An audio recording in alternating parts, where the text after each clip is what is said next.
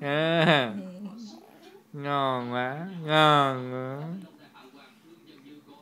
Ồ.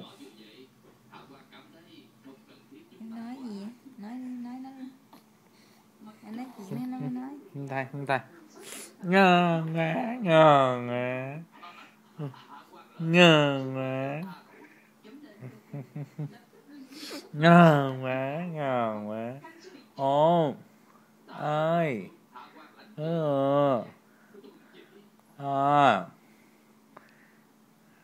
Tò mò lắm, muốn biết cái gì đây nè. Muốn kiếm chị Phờ. Kiếm chị Phờ phải không?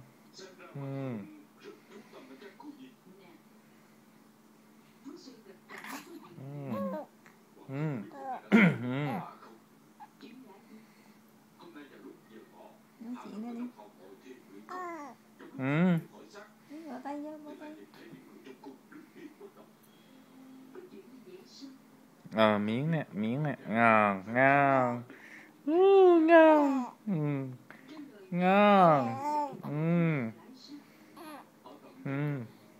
Chị chưa thơm ngon quá mẹ ơi. Chị chưa thơm ngon quá mẹ ơi.